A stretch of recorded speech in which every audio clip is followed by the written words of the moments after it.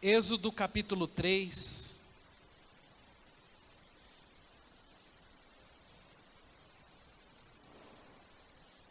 Eu quero ler apenas um verso da palavra, que é o verso 11.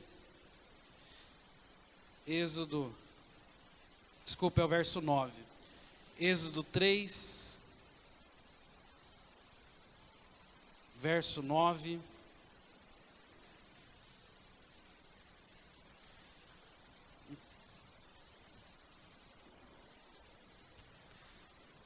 Você encontrou, amém? Graças a Deus. A palavra fala assim: pois o clamor dos filhos de Israel chegou até a mim, e também vejo a opressão com que os egípcios os têm oprimido. Vou ler novamente. Pois o clamor dos filhos de Israel chegou até a mim, e também vejo a opressão com que os egípcios o estão oprimindo. Amém? Queridos, esse texto é um pequeno trechinho da palavra, falando, na verdade, sobre todo um contexto, sobre toda uma história, sobre algo que estava acontecendo com o povo de Israel, e do qual eu e você, sem dúvida nenhuma, devemos prestar bastante atenção. Creio que essa é uma palavra que ela é muito contextualizada, embora o texto ele tenha sido escrito há muitos anos atrás, embora a ocasião, embora a história que nós estamos repartindo com os irmãos essa noite, ela seja fruto de uma história antiga. Eu não tenho dúvidas e eu tenho muitos motivos para pensar que o mesmo que aconteceu com o povo de Israel há muitos anos atrás, é o mesmo que acontece com a nossa geração nos dias de hoje. Ou seja, usando outras palavras, eu poderia dizer para você que a mesma preocupação que alguém que viveu nessa época, na época do versículo, do texto que nós acabamos de ler, é a mesma preocupação que nós precisamos ter nos dias de hoje.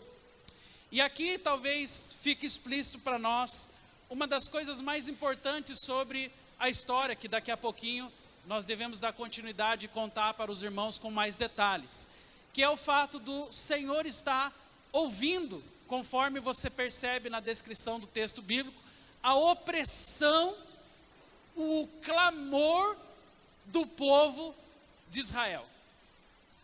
É muito interessante porque muitos de nós, às vezes passando por uma circunstância difícil, ou até mesmo enxergando o que está acontecendo ao nosso redor, é muito provável que boa parte de nós tenhamos aquele pensamento: será que Deus silenciou? Será que Deus não está mais ouvindo o clamor? Será que mesmo mediante a um tempo de oração, será que mesmo mediante a um tempo de busca, será que mesmo com tanta intensidade na leitura da palavra, será que mesmo assim Deus não nos ouve? Irmãos, muitas vezes, eu creio que não é uma nem duas, mas eu posso dizer com clareza que a grande maioria de nós, em algum momento, já teve essa inquietação dentro do seu coração, a ponto de muitas vezes suspeitar se Deus realmente ouve, se Deus realmente está interessado naquilo que está acontecendo no contexto da nossa vida. E como eu disse para vocês, isso não é algo da nossa geração apenas. Naquela época, o povo de Israel, que era o mesmo povo que está aqui hoje, ou seja, o povo chamado pelo nome do Senhor, naquela época também era assim. Também se duvidava. Também existia uma desconfiança. Será que Deus ouve? Porque afinal de contas, irmãos, é tanta opressão, é tanta luta, é tanta desgraça, é tanta circunstância difícil, é tanta morte, é tanta guerra, é tanta injustiça, o que nós estamos percebendo ao nosso redor, que tudo o que eu e você seres humanos comuns, embora sendo parte do povo de Deus, tudo que eu e você conseguimos pensar é: será que Deus não está vendo? Será que Deus não enxerga? Será que Deus, o que é muito pior, né? Será que Deus não vai fazer nada? E é exatamente pensando sobre o que Deus faria que eu pensei nessa noite em compartilhar com os irmãos uma breve palavra que na verdade tenta nos tirar da nossa zona de conforto e nos mostrar que Deus, ele tem formas de trabalhar das quais muitas vezes eu e você não esperamos. É muito mais fácil, e eu creio que isso já tenha passado pela tua cabeça em algum momento, é muito mais fácil terceirizar tudo aquilo que é muito difícil. Nós vivemos numa sociedade hoje que o número de profissionais está crescendo de uma forma abundante. Então aquilo que era específico apenas de uma área, hoje se multiplica de uma forma que, por exemplo, antigamente um médico podia ser apenas o clínico geral, aquele que dava uma supervisionada geral. Hoje as várias especialidades, hoje a minúcia das especialidades, a repartição do conhecimento, fez com que surgissem pessoas para tudo. Ou seja, você tem um médico para o pé, você tem um médico para o nariz, você tem um médico para a orelha, e assim por diante. Cada um desses, eles têm as suas atribuições, eles têm as suas funções. E na vida espiritual, é muito mais fácil talvez para nós, e foi bem assim, pelo menos ao longo de muito tempo, né? As pessoas aprenderem a exatamente terceirizar o serviço. Ou seja, muitos de nós sabemos da vocação, sabemos do chamado, sabemos das atribuições que Deus tem para as nossas vidas, mas é muito mais fácil, irmãos, às vezes terceirizar o trabalho, porque eu não me sinto responsável pelo todo, eu não me sinto responsável por tudo que está acontecendo. E é num engano como esse que talvez muitos de nós podemos falhar e deixar de ouvir a voz do Senhor, e muitas vezes deixar de entender que o mesmo Deus que cuidou do povo de Israel lá no Egito, é o mesmo Deus que hoje opera, é o mesmo Deus que cuida das nossas vidas. Nós estamos diante de um quadro da palavra que, como eu disse para vocês, ele é muito contextualizado. Tanto naquela época quanto nos dias de hoje, existem clamores. E a pergunta que nós talvez fazemos em um momento como esse é: quem vai atender ao clamor do povo de Israel? Eu quero convidar você a abrir a sua Bíblia, aí em Êxodo ainda, no capítulo de número 3. Deixa a sua Bíblia aberta comigo. É um texto que não está aqui na projeção, mas eu gostaria de compartilhar com os irmãos.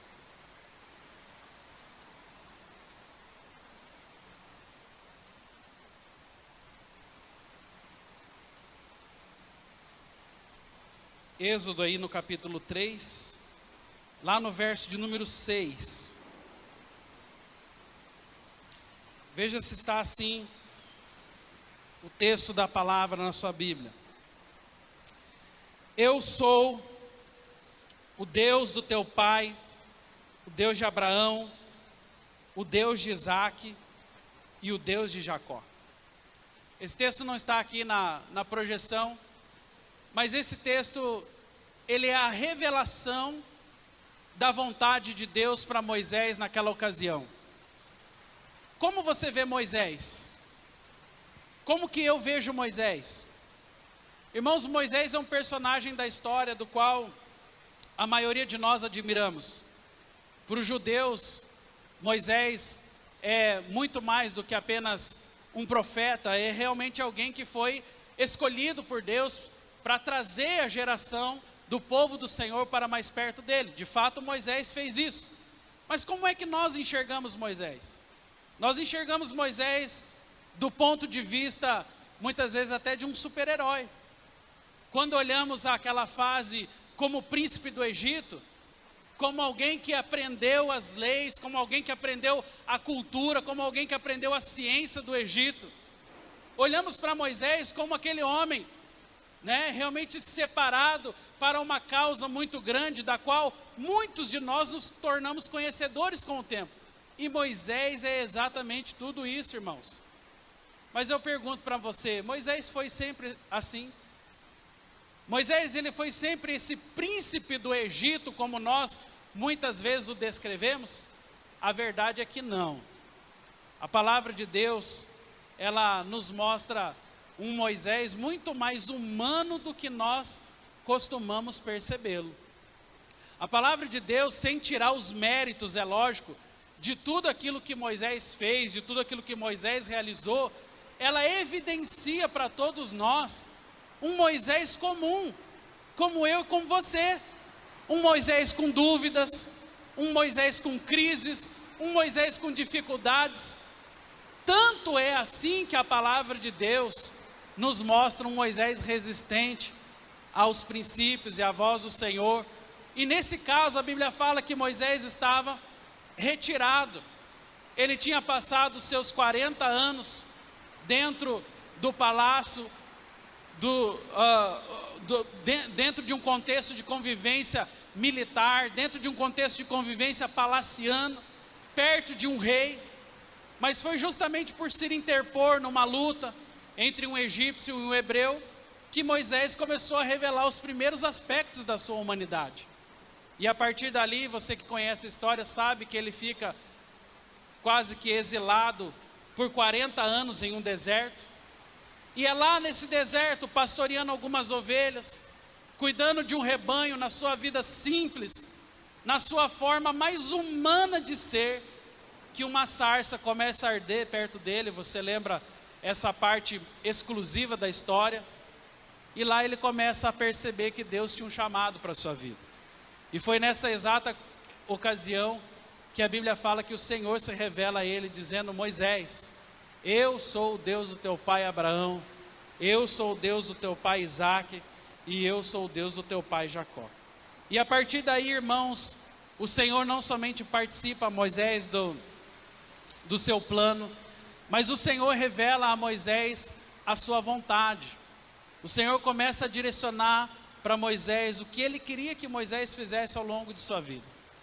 E, irmãos, para que fique claro para as nossas vidas nessa noite, o que eu gostaria de repartir com você foi justamente o comportamento de Moisés quando ele está diante de Deus e recebendo um desafio do próprio Senhor para a sua vida. Eu faço essa pergunta para você, para que possamos daqui a pouco pensar um pouco mais nesse sentido. Diante dos desafios, e eu queria que você pensasse na sua vida agora, esqueça o contexto da sua igreja, dos líderes que Deus colocou sobre a sua vida, diante do desafio que Deus colocou sobre você. E você sabe muito mais do que eu, obviamente. Somente você sabe qual é o desafio que Deus colocou para a sua vida. A minha pergunta é: como você tem respondido a ele? Como que eu tenho respondido ao desafio que Deus colocou sobre a minha vida? De que forma que eu estou participando do desafio que Deus colocou sobre a minha vida? E quando eu comecei a ler sobre Moisés, eu comecei a perceber que Moisés, ele é muito, muito mais humano do que se parece. E o que é mais interessante, de que o comportamento de Moisés se parece muito mais com o nosso comportamento do que nós gostaríamos. Porque Moisés, ele reage exatamente da mesma forma como eu e você, quando recebemos um desafio. Nós queremos sempre terceirizar. É sempre mais fácil para nós dizer: talvez essa mensagem que está sendo ministrada hoje não seja para mim. Eu tenho certeza que essa mensagem não é para mim, porque Deus não me chamou para isso, Deus não me vocacionou com essa direção. É mais fácil pensar que aquilo que Deus está falando muitas vezes tem mais a ver com o irmão que está sentado na cadeira do meu lado do que dizer que ela tem a ver comigo. E eu vejo Moisés exatamente se sentindo assim, como alguém que sabia que Deus tinha projetos para a sua vida, mas ao mesmo tempo não conseguia acreditar na sua própria capacidade de realizar os projetos de Deus. E é aí que começa aquilo que eu vou chamar de uma série de desculpas para não realizar a vontade de Deus. E diga-se de passagem, irmãos, nós seres humanos nos tornamos hábeis demais em desenvolver um discurso ou até mesmo desculpas para nos esquivar do nosso chamado e daquilo que Deus tem para as nossas vidas. Qual foi a primeira desculpa que Moisés teve quando Deus o chamou? Nós vamos ver agora o momento do chamado. Vou pedir para estar passando Êxodo capítulo 3, verso 11. Olha o que a palavra diz. Como foi a reação de Moisés quando chamado por Deus? Ele usou exatamente essa frase. Então disse Moisés a Deus: quem sou eu para ir ao faraó tirar os filhos de Israel? Boa pergunta essa. Quem sou eu? Quem é você? Quando nós pensamos sobre o plano de Deus de salvação, é muito mais fácil pensar que nós não temos parte nenhuma nisso.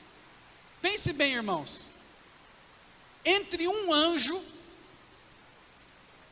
que é um ser sobrenatural, descrito pela palavra de Deus, entre um anjo, que é um ser sobrenatural, que tem poderes, e um ser humano como eu e como você, falho, carnal, nascido nesse mundo, fruto, muitas vezes, das mais terríveis mazelas de pecado. Entre um anjo, um ser sobrenatural, e eu, por que é que Deus me escolheria? Por que é que Deus me vocacionaria? Não seria mais fácil Deus pegar um dos seus anjos poderosos? Não seria mais fácil Deus pegar um dos seus seres sobrenaturais, enviá-los à terra e de alguma forma usá-los para que eles dominassem o nosso pensamento e nós entendêssemos a mensagem de uma forma mais espiritualizada? E é nessa hora que Moisés faz a mesma pergunta, mesmo sem dizer o contexto: quem sou eu para ir? Quem é você? E essa é uma boa pergunta, irmãos, porque afinal de contas Moisés estava lá apacentando um rebanho. Afinal de contas Moisés estava lá criando gado, cultivando a terra. Moisés estava lá num deserto. Ele não estava naquele momento nem um pouco preocupado com a ação de Deus sobre a terra. Ele não estava nem pensando sobre o plano de salvação de Deus. Então, quem sou eu para ir? Você não precisa me responder. Mas quando Deus colocou um desafio sobre a sua vida, você já se fez essa pergunta? Quem sou eu? E eu confesso, irmãos, que eu sempre faço essa pergunta. Que para subir aqui hoje, eu fiz novamente essa pergunta. Que amanhã, diante do desafio que eu vou ter, certamente eu vou fazer essa pergunta, e quarta-feira, e sábado, e todos os dias, quando eu estiver em frente à imagem e semelhança de Deus, que é o ser humano, eu sempre vou fazer essa pergunta: quem sou eu? Então Moisés não estava louco, Moisés não estava naquele momento simplesmente tirando o corpo fora, mas ele estava fazendo a pergunta por excelência: quem sou eu? Ele estava simplesmente revelando a sua humanidade, ele estava simplesmente se despojando de toda a sua autossuficiência, ele estava naquele momento declarando: eu sou um ser humano comum, eu tenho falhas, eu tenho dificuldades, quem sou eu?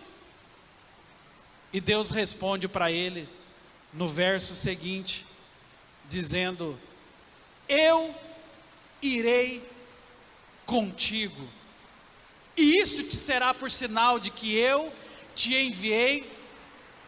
Quando houveres tirado este povo do Egito, servireis a Deus neste monte. Você certamente é muito bom de interpretação.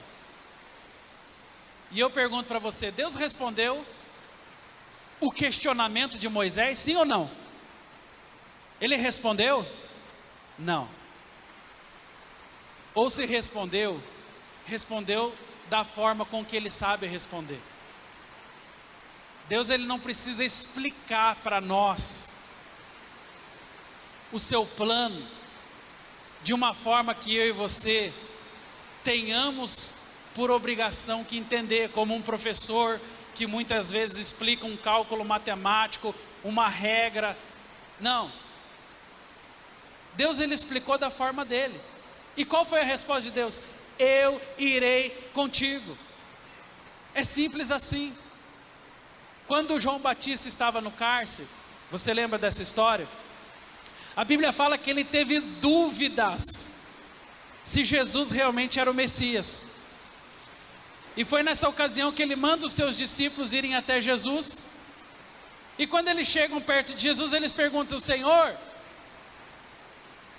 nós queríamos saber, porque João nos mandou perguntar se o Senhor realmente é o Messias ou não. Mas Jesus não responde aos discípulos. Nós devemos ter passado por esse texto por alguns dias aí. Quem está fazendo o circuito 4x4 vai lembrar. Qual foi a resposta que Jesus deu para os discípulos de João? Não é a que eles queriam. Jesus não pegou o Antigo Testamento e foi explicando porque ele era o profeta que haveria de vir, porque ele era o filho do homem. Não. Jesus foi simples com atos, e ele respondeu aos discípulos dizendo: vá lá e diga a João Batista que os cegos enxergam, diga que os surdos ouvem, diga que os paralíticos caminham, e diga que aos pobres está sendo anunciado o Evangelho de Deus. Ou seja, ele não respondeu da forma com que os discípulos gostariam de ouvir. E é por isso que aqui, Moisés, ele não tem aquela resposta de Deus que ele gostaria de ouvir. Pelo contrário, quando ele pergunta: quem sou eu? Quando ele se pergunta se ele está realmente autorizado para fazer aquilo, porque sabia das suas falhas, Deus simplesmente fala para ele: eu irei contigo. E essa é a palavra para iniciar, meus irmãos, essa reflexão nessa noite. Quando você tiver alguma dúvida sobre o seu chamado, quando um desafio for colocado sobre a sua vida, e porventura você se questionar, e isso é até bom que você se questione sempre: quem sou eu? A resposta está aqui: eu irei contigo. O nosso Deus, ele é um Deus companheiro, ele é um Deus que participa dos maiores desafios da nossa vida. Então ele não precisava explicar por A mais B que era propósito de Deus que Moisés fosse usado, mas ele simplesmente demonstra a presença e fala: eu vou com você. Por isso eu pergunto: qual é o desafio que você tem recebido de Deus? Qual é o temor que porventura esteja instalado no teu coração? A resposta de Deus é: eu irei contigo. Amém? Depois de uma resposta como essa, você talvez diga assim: bom, então agora Moisés está convencido. Moisés está convencido de que Deus vai com ele. Moisés está agora certo de que o Senhor é companheiro nas suas batalhas. Logo, Moisés aceitou o desafio do Senhor? Não. O que nós vemos a seguir é muito comum, é muito típico do comportamento humano. Passa para mim o próximo texto e nós vamos ver que parece que aquela inquietação não foi sanada. Veja Moisés novamente colocando Deus contra a parede. Agora em um outro cenário, Moisés está dizendo: eis que quando foram os filhos de Israel e lhes disser, o Deus dos vossos pais me enviou a vós, e eles me disserem, qual é o seu nome? Moisés perguntou, o que eu vou dizer para eles? E essa é uma outra excelente pergunta. A primeira pergunta, Moisés estava questionando a Deus naquele momento, quem sou eu? Agora Moisés está dizendo, olha, se eu aceitar, Senhor, esse desafio de ir, a questão dele é, e se me perguntarem o nome? Qual o nome que eu vou dizer? Veja, não era uma situação simples. Moisés estava sendo desafiado por Deus para comandar um povo.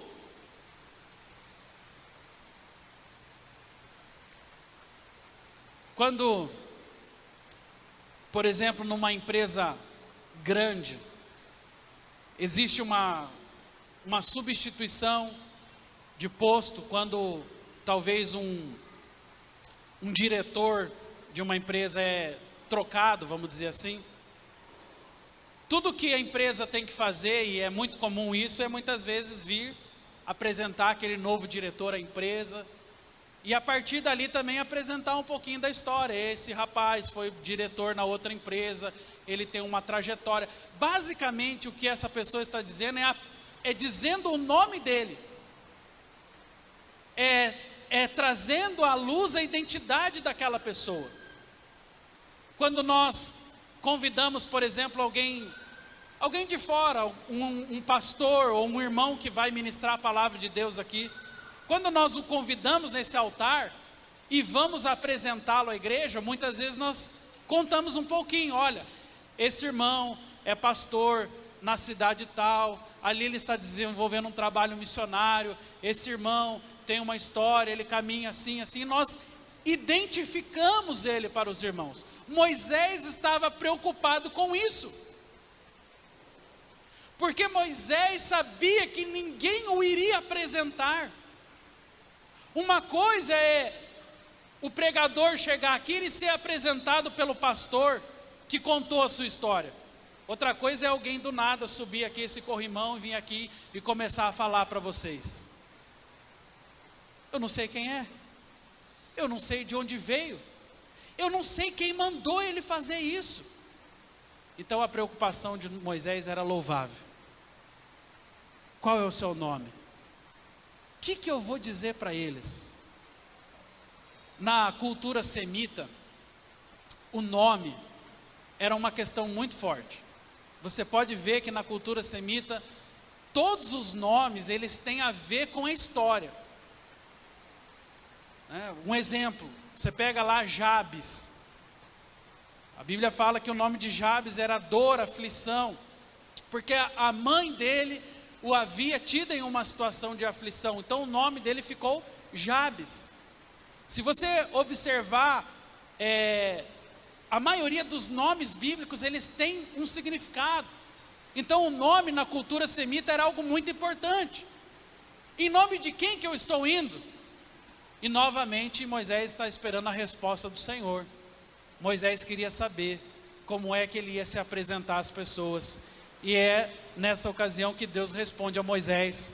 O próximo texto, ele vai trazer a resposta do Senhor dizendo: disse Deus a Moisés, eu sou o que sou. Disse mais, assim dirá aos filhos de Israel, eu sou, me enviou a vós outros. Mais uma vez, irmãos, Deus responde do jeito que Moisés gostaria? Não. Porque Moisés precisava talvez naquele momento de uma credencial. Moisés talvez esperasse uma autorização dos céus, quem sabe um documento reconhecido, firma, assinado com a assinatura legítima do céu: eu fui enviado pelo Senhor. Mas não é essa a resposta que ele recebe. Deus o manda, Deus o desafia, e quando perguntarem o teu nome, diga: eu sou o que sou. E deixa eu explicar um pouquinho dessa frase para você. Também na cultura semita, Deus ele tem vários nomes. Você pode, por exemplo, eu tinha até anotado aqui, deixa eu ver se eu vou aqui. Por exemplo, o Salmo 140, verso 7, um dos nomes do Senhor é meu forte libertador. Em Salmo 71, 5, o nome do Senhor é minha esperança. Em 2 Coríntios 1, 3, o nome do Senhor é Deus de toda consolação. Esses são apenas alguns que eu separei, mas se você começar a investigar a Bíblia, você vai ver que Deus ele é chamado por muitos títulos. Agora, quando a expressão eu sou era usada, significa dizer que ele estava dizendo: esse é o Deus verdadeiro. E Moisés, naquele momento, ele talvez tinha ali na sua mente um leque de todos os atributos de Deus, mas naquele momento ele deveria saber que ele estava sendo enviado em nome do Deus verdadeiro e não em nome de um Deus falso. E é por isso que a resposta do Senhor é mais profunda do que Moisés talvez imaginasse. Eu sou o que sou, significa dizer: nós estamos indo em nome do único Deus que pode operar milagres, que pode fazer nova todas as coisas, o único Deus. Diante de um quadro como esse, irmãos, é bem provável que eu e você estejamos nos perguntando: bem, agora está tudo certo, Deus já respondeu que estaria com Moisés, agora está tudo certo, Deus agora está dizendo para ele: você está indo em nome do único e verdadeiro Deus. Logo, Moisés o seguiu. A verdade é que não. Depois disso, surgiu uma nova inquietação. Moisés ainda continuava inseguro, Moisés ainda continuava temeroso, Moisés ainda continuava desacreditado naquela missão, e talvez o que passava na cabeça dele é o mesmo que passa nas nossas cabeças hoje: por que eu? Tem os anjos, Senhor, são seres espirituais, são sobrenaturais, por que eu? E ele continua colocando Deus na parede. Olha o que o texto do capítulo 4, no verso 1 diz: respondeu: mas eis que não crerão, e nem acudirão à minha voz. Moisés estava tentando explicar para Deus que não faz sentido um ser humano carnal, falho, comum como ele, ir em direção a outro ser humano carnal, falho, comum como ele, para falar em nome do Senhor. E ele estava tentando explicar para Deus, o que me chama mais atenção ainda, que eles não ouviriam a sua voz,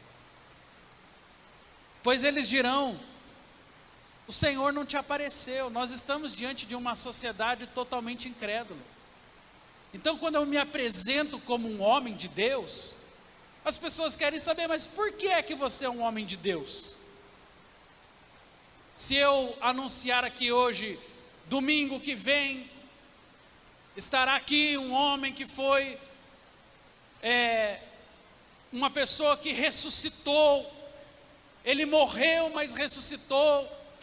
Essa pessoa enxergou né, o outro lado, tanto as trevas como a luz, mas ele voltou à vida. É muito provável que essa igreja domingo que vem esteja completamente abarrotada de pessoas. Porque muitas vezes a pessoa não vem porque o eu sou estará aqui, mas vem porque alguém apareceu em nome dele, ou porque algum fato está sendo colocado em nome dele. E era essa a questão de Moisés. Diante do povo, ele estava se sentindo pressionado e questionado. Eles queriam saber se realmente Deus tinha aparecido a ele. Então a sua descrença foi grande naquele ponto, a ponto de dizer: eles não crerão, eles não acudirão à minha voz. Você já teve essa sensação de que aquilo que você muitas vezes fala é passivo de desconfiança? É terrível isso. Quando você tem convicção de algo, e você está declarando aquilo com toda a convicção, mas percebe que quem está ouvindo desconfia do que você está falando, é terrível. Moisés já estava prevendo esta cena. Moisés já estava prevendo a dificuldade de comunicação, se eles entenderiam ou não. Então ele já estava se adiantando: Senhor, não me ouvirão. Eles não me ouvirão. Nós estamos atualmente diante de um dos maiores desafios que Deus tem colocado à vida desta igreja, que é compartilhar a palavra de Deus através das células, das casas de paz e dos relacionamentos do nosso cotidiano. Irmãos, você que está lá todas as semanas, seja numa casa de paz, seja numa célula, seja se relacionando, é muito fácil você às vezes se decepcionar, porque acha que a pessoa não está crendo naquilo que você está falando, ou porque percebe que o nível de desconfiança daquela pessoa é tamanho a ponto de revelar toda a sua incredulidade. E por mais que você esforce, e por mais que você testemunhe, e por mais que você compartilhe, e por mais que você mostre Jesus, às vezes a dureza do coração, o coração petrificado das pessoas, faz com que elas não percebam a glória de Deus. Moisés estava prevendo isso. Deus, eles não me ouvirão, eles não acudirão à minha voz. E o Senhor responde a Moisés, mais uma vez dizendo: se eles te não crerem, e nem atenderem à evidência do primeiro sinal, talvez crerão na evidência do segundo sinal. Quais eram os sinais aqui? Você que lê a palavra se recorda que um deles foi o da cobra. E quando Moisés, ele faz uso do poder de Deus que estava naquele momento sobre a sua vida, a cobra, ela volta no estado daquele cajado que ele tinha pego em sua mão. E depois Moisés, ele coloca a mão sobre o seu peito. A Bíblia diz que a mão de Moisés fica leprosa, e mesmo estando ela branca de lepra, a Bíblia fala que a ordem do Senhor é: coloque novamente sobre o seu peito. Ele coloca sobre o seu peito, e a mão dele vem ao estado normal novamente. E o Senhor estava dizendo, já nessa altura do desafio, já nessa altura do chamado, já nessa altura da conversa, Deus estava explicando para Moisés: olha, Moisés, fique tranquilo, porque se não crerem na evidência do primeiro, certamente crerão na evidência do segundo. Aqui, meus irmãos, Deus estava dando para Moisés uma das coisas que nós mais pedimos em oração, quando somos desafiados por Ele: Deus, me dá poder. Por exemplo, se alguém aqui estando enfermo hoje, e fosse, por exemplo, uma enfermidade visível, digamos que um braço estivesse faltando, e aí eu fosse incumbido da responsabilidade de orar por você, para que um braço pudesse aparecer no seu corpo. Irmãos, se esse sinal, se esse milagre acontecer, uau! Isso me autorizaria para todo o resto. Então o que Moisés estava pedindo para Deus naquele momento é: Senhor, me dá um sinal. Deixa eu fazer alguma coisa miraculosa, deixa eu fazer alguma coisa espetacular, deixa eu fazer alguma coisa que o povo vai gostar. Porque daí sim eles vão saber que eu sou chamado do Senhor. E Deus deu, irmãos. Deus realizou o sinal.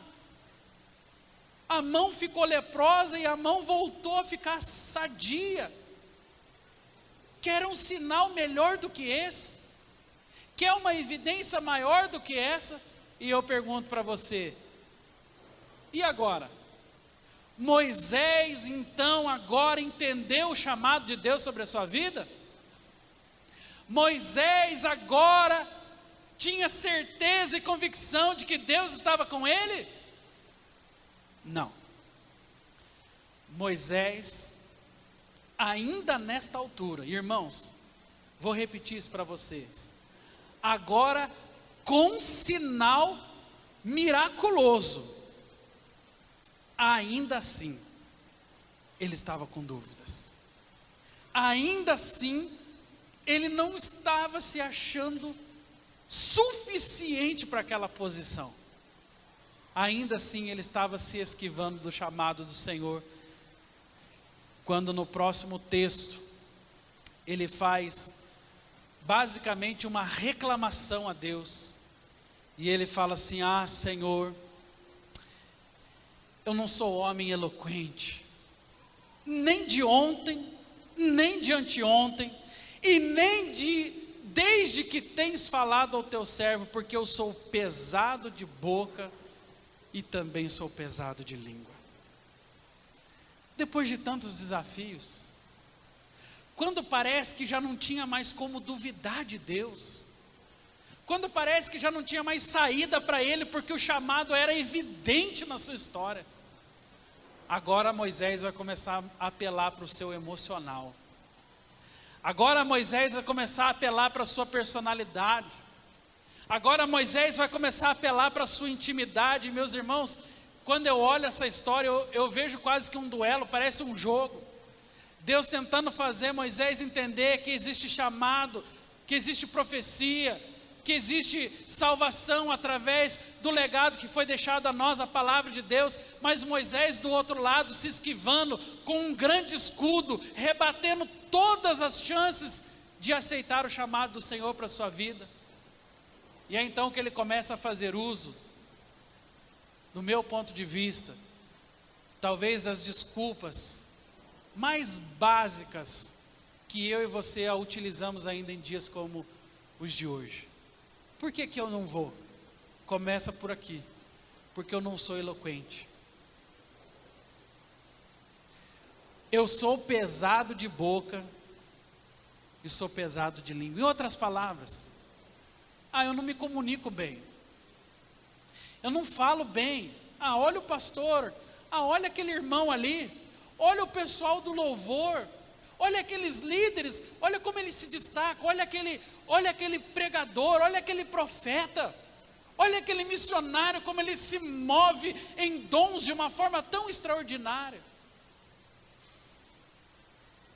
Irmãos, eu temo que a maior parte das nossas desculpas não envolva a questão dos sinais, o que talvez seria até fácil de entender, porque nós cremos nos sinais e precisamos dos sinais, mas eu temo que 95% das nossas desculpas e das nossas esquivas com relação ao chamado de Deus para a nossa vida tem a ver com isso aqui, com personalidade. Não sei falar, não me comunico bem, não tenho dom para pegar em microfone, não tenho dom para liderar uma célula, não tenho dom para falar numa casa de paz, não tenho dom. E aí é mais fácil usar um jargão conhecido como não tenho dom, mesmo não sabendo o que muitas vezes significa o dom, e qual é a diferença do dom e do chamado, para podermos muitas vezes dizer a Deus, ou dizer às pessoas, ou dizer à igreja: não é para mim isso. Moisés fez exatamente isso. Ele tentou se esquivar.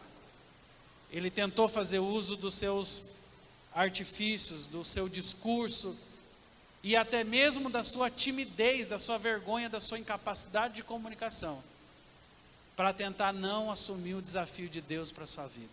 Eu pergunto para você, para mim também nesse momento, quais as possíveis desculpas que tem hoje se apropriado do nosso coração com relação ao chamado? Vou repetir isso para você. Eu não estou falando de dom, eu estou falando de chamado.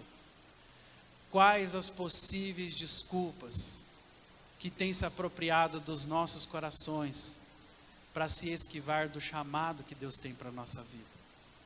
Moisés fez uso da maioria delas, e nesse caso já estava apelando até mesmo para a sua personalidade. E é aí que Deus começa a ministrar o coração de Moisés. No próximo texto nós vemos exatamente isso.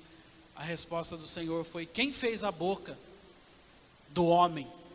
Ou quem fez o mudo ou o surdo, ou o que vê ou o cego? Não sou eu, o Senhor? Vai, pois, agora, e eu serei com a tua boca, e te ensinarei o que hás de falar. O Senhor estava respondendo a Moisés de uma forma a exortá-lo, dizendo: quem fez o homem? Quem fez a boca? Quem fez o mudo, ou quem fez o surdo, ou o que vê, ou o cego? Não sou eu o Senhor? Então vai agora, eu serei com a tua boca e ensinarei o que hás de falar. O grande problema de nós, irmãos, quando estamos diante de um desafio que Deus colocou à nossa frente, é justamente a nossa incapacidade de julgar o poder de Deus em nós. Porque se olhar para a minha figura humana, se olhar para as minhas características humanas, é óbvio que eu sou falho, é óbvio que eu não sou digno, é óbvio que não vai dar certo. Agora, quando eu olho para Deus em mim, agora quando eu percebo que o chamado envolve muito mais do que simplesmente dons, o chamado envolve muito mais do que simplesmente talento, o chamado envolve convicção. E a convicção é algo que sai de dentro para fora, é quando eu e você entendemos, absorvemos e cremos naquilo que Deus um dia disse ao nosso respeito. Mas é mais fácil olhar para a sociedade, colocar a culpa na Dilma, colocar a culpa no Lula, ainda que tenham os seus méritos para isso. É mais fácil colocar a culpa no prefeito, é mais fácil colocar a culpa no vizinho, é mais fácil colocar a culpa em todas as coisas, menos assumir que eu sou parte da culpa também. Porque todos nós temos um chamado, todos nós temos uma vocação, e todos nós temos o mesmo desafio que Moisés teve há tantos anos atrás. Mas as desculpas continuam e permanecem como se fossem as daquele dia. Quem sou eu?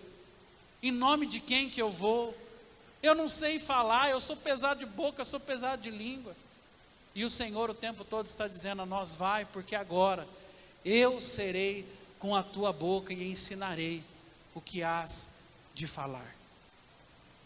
Eu queria pedir licença para quem não está fazendo ainda a Casa de Paz, e eu queria dirigir essa palavra especialmente para você, que encarou esse desafio de assumir uma casa de paz, de ser luz na vida de uma família, na vida de uma pessoa. Em algum momento do teu chamado, em algum momento do desafio que você recebeu, pode cair exatamente essas mesmas questões que Moisés teve. Quem sou eu? Como eu vou fazer? De que forma eu vou realizar? Eu não sou bom para isso, eu não falo muito bem. E eu queria dizer essa palavra para você, que é um líder de célula, que está numa casa de paz, ou que está ministrando uma pessoa em qualquer situação. A resposta do Senhor para mim e para a sua vida é: eu serei com a tua boca. Amém? A resposta do Senhor é: eu ensinarei o que hás de falar. Muitas vezes nós estamos tão preocupados em mostrar para o outro a nossa sabedoria, o quanto o que nós cremos é importante, que nós nos esquecemos do poder e do legado que está em nós. Perdemos tempo com tantas coisas, por exemplo, discussões vazias, tentando mostrar para o outro que ele está errado, quando na verdade deveríamos estar revelando a luz de Cristo que é em nós. E tudo isso é feito exatamente por meio de atos tão simples, como responder ao chamado do Senhor para as nossas vidas. Nesse ponto da conversa, Moisés ainda tinha algumas inquietações. Eu queria que o texto passasse, eu vou partir para o encerramento, já vou convidar o grupo de louvor para vir aqui para o altar. E eu quero encerrar com essas questões aqui. A palavra diz em Êxodo 33:11, que falava o Senhor a Moisés, face a face, como qualquer fala ao seu amigo. Então voltava Moisés para o arraial, porém o moço Josué, o seu servidor, o filho de Num, não se apartava da tenda. Eu queria chamar a tua atenção exatamente para a primeira parte desse texto. A Bíblia fala que nesse momento, quando Moisés estava ali vivendo aquela crise interior entre ir ou não ir, quando Moisés estava ali vivendo aquela sensação difícil de escolha entre responder ao chamado ou desistir daquilo, é exatamente nesse momento que o Senhor se revela a ele face a face. E o que é mais interessante desse texto? Que a Bíblia fala que ele falava com Moisés como se fosse um amigo. Moisés chegou ao ponto de ter ao Senhor como seu amigo.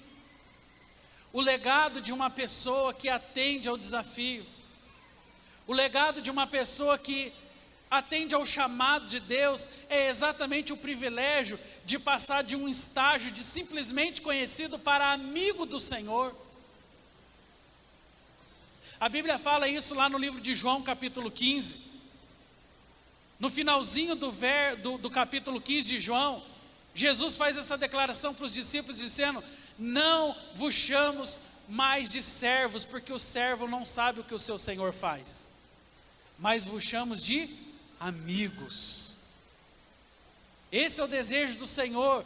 Eu creio, meus irmãos, que todos aqueles e aquelas que, por mais difícil que seja, por mais contrariados que estejam, ainda assim aceitam pela fé o desafio de ser usado por Deus, passam de um estágio de um simples servo para ser um amigo do Senhor.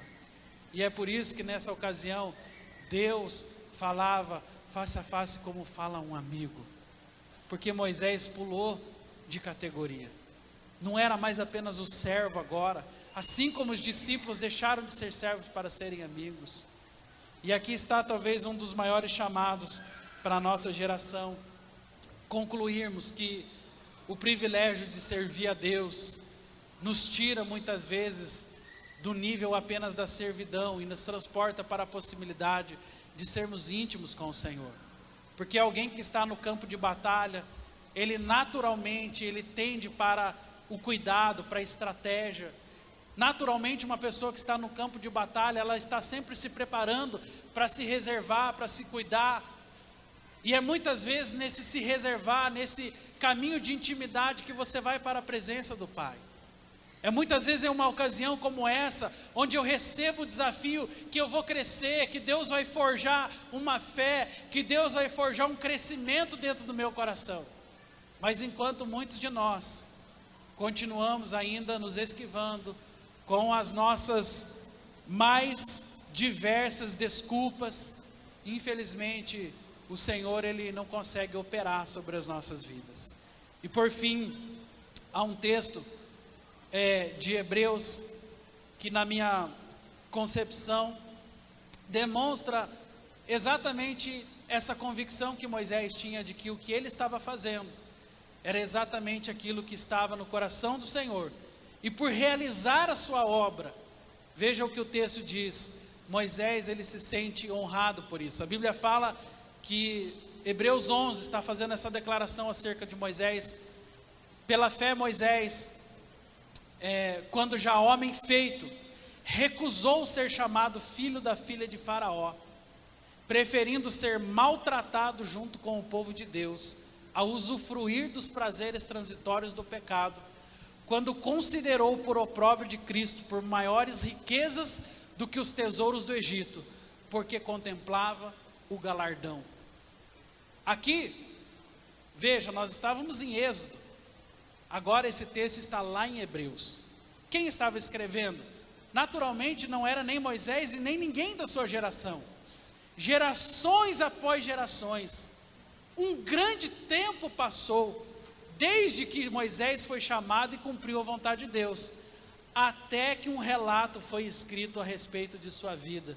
E uma das coisas que mais me chama a atenção, Moisés recusou ser chamado filho da filha de Faraó, porque sabia do chamado, porque sabia daquilo que Deus tinha para a sua vida. Talvez ser chamado filho da filha de Faraó era muito mais visível para a sociedade. Olha quem está aqui hoje, está o filho da filha de Faraó. Moisés recusou isso. Ele preferiu, diz a Bíblia, ser maltratado junto com o povo de Deus, do que usufruir de prazeres transitórios do pecado, porque considerou a Cristo a sua maior riqueza, porque Cristo passou a fazer parte da sua vida, porque o Senhor passou a fazer sentido para o seu coração. Meus irmãos, eu quero encerrar exatamente com essa palavra e voltando no início daquilo que foi o nosso maior questionamento. Por que Deus não enviou anjos? Por que Deus não enviou os seres celestiais? Por que Deus não preparou alguém com poderes sobrenaturais para vir e fazer isso que nós estamos fazendo hoje? Meus irmãos, aqui é que eu vejo exatamente toda a sabedoria e graça do Senhor. Ele escolheu pessoas como nós, na sua simplicidade, nas suas falhas, nas suas dificuldades, para fazer a diferença no meio desta geração. Eu tenho certeza que essa questão, que essa indagação, ela percorrerá ao longo de muito tempo nas nossas vidas, mas quando nós vimos a maneira com que Moisés se comportou, e a forma com que ele reagiu ao chamado do Senhor na sua vida, é só então que nós temos clareza de que Deus, Ele usa as coisas loucas desse mundo para confundir as sábias, usa aqueles que não são para confundir aqueles que são, e é esse o propósito do Senhor, que eu e você, simples, imperfeitos, com as nossas lutas diárias mesmo, possamos fazer a diferença na sociedade que Deus nos colocou. Eu quero te convidar a ficar em pé, e quero orar pela minha vida, quero orar pela sua vida nesse momento, e queria saber, qual é o desafio que Deus tem colocado sobre a sua vida? Você se sente hoje, talvez como Moisés, indigno, incapaz? Quem sabe existem muitos questionamentos dentro do seu coração em relação àquilo que Deus tem para fazer. Hoje eu não quero nem convidar você para vir aqui ao altar, nós vamos orar aí onde você está mesmo, na sua cadeira, mas eu gostaria de convidar você a fechar os teus olhos nesse momento, enquanto uma canção estará sendo cantada e entoada nesse momento, eu queria convidar você a fazer uma breve reflexão sobre a tua vida, sobre o chamado de Deus que existe em você. Eu queria convidar você nesse momento a entrar no teu homem, na tua mulher interior, a talvez se relembrar do chamado que Deus fez um dia sobre a sua vida, naquele dia que você se julgou incapaz, naquele dia que você teve dificuldades de aceitar que realmente era Deus falando com você, naquele dia que talvez na mesma incredulidade de Moisés, você também pediu um sinal para Deus: Senhor, me mostra, porque eu quero saber se é o Senhor mesmo na minha vida. Qual o desafio? Qual o desafio o Senhor tem colocado sobre a sua vida? E como você tem reagido a Ele? Como você tem respondido ao teu Senhor? enquanto essa canção estará sendo cantada, tente responder essa questão ao Senhor. Fale com o teu Deus agora. Ele está a todos os ouvidos. Ele quer saber o que está no teu coração. Cheguei até aqui, eu não vou desistir.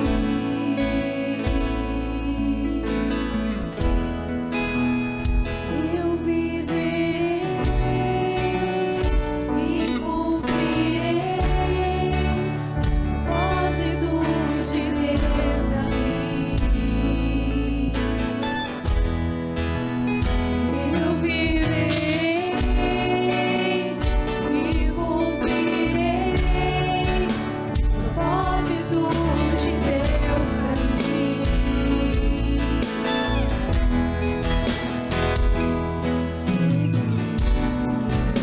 Cheguei até aqui, eu não vou desistir.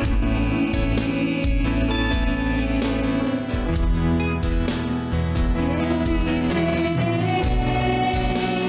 e cumprirei os propósitos de Deus pra mim. Eu viverei e cumprirei os propósitos de Deus pra mim.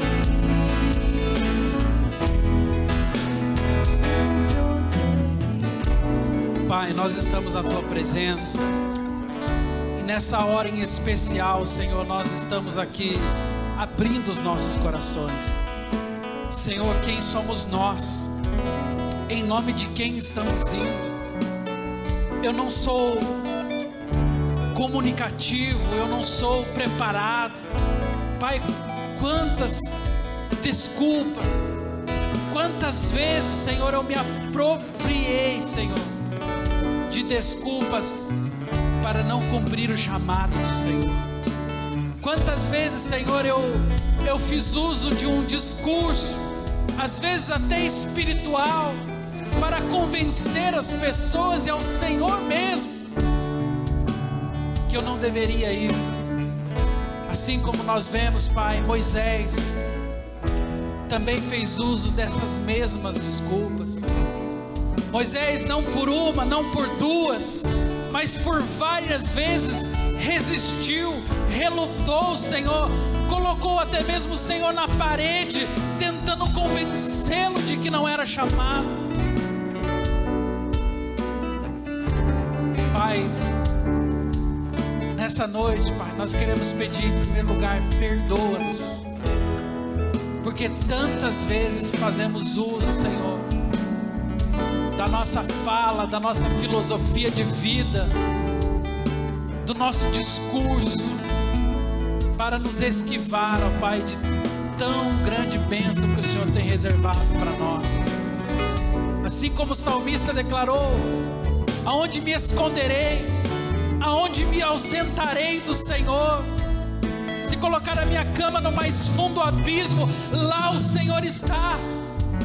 Quantas vezes o nosso desejo, como o do salmista, é nos esconder, é nos esquivar, é nos fechar, é nos trancar em um lugar, Senhor. Mas o Senhor nos chamou como bocas proféticas. O Senhor nos chamou para sermos sal e luz. O Senhor nos chamou para rompermos com a nossa personalidade, para rompermos com a nossa zona de conforto. O Senhor nos chamou para realizar as suas obras. E é por isso que nessa noite, Pai, como forma de oração, eu quero pedir que sobre nós hoje, Pai, recaia, Deus, a consciência do privilégio, da oportunidade e da bênção que é, assim como Moisés enfim acabou se convencendo, servir ao Senhor é melhor. Eu prefiro, junto com o povo de Deus, sofrer do que ser chamado filho da filha de Faraó.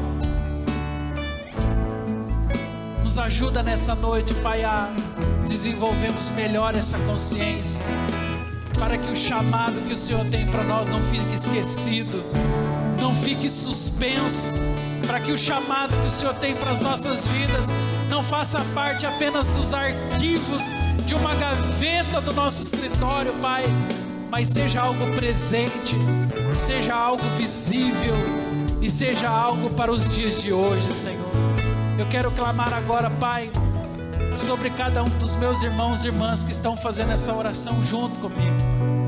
Ressuscita, Pai, aqueles que porventura amorteceram, ó Pai, os sonhos e o chamado do Senhor na sua vida. Coloca ousadia nos nossos corações, Pai. Restaura aquilo que foi perdido, para que mais uma vez hoje possamos nos levantar como teu povo e como geração que serve ao Senhor nesta terra. Pai, tira de sobre nós as vendas, tira de sobre nós a filosofia, o argumento, tira de sobre nós as desculpas, ó Pai, as quais lançamos todas nesse altar hoje e declaramos que o Senhor é soberano sobre as nossas vidas. E Pai, se um dia nós entregamos a nossa vida ao Senhor, eu quero clamar hoje que se cumpram, ó Deus, os teus propósitos, porque um dia nós já declaramos, já não sou eu mais quem vive, mas é o Senhor quem vive em mim. E é por isso que agora, Pai, nós nos oferecemos, ó Pai. É por isso que nessa hora nós nos ofertamos ao Senhor e declaramos que os teus propósitos sejam cumpridos nas nossas vidas, para que o teu nome seja glorificado e para que o teu povo seja usado como sal e luz desta nação. De forma especial agora, Pai, dê a tua direção, a tua graça sobre aqueles irmãos e irmãs que estão com o desafio das casas de paz.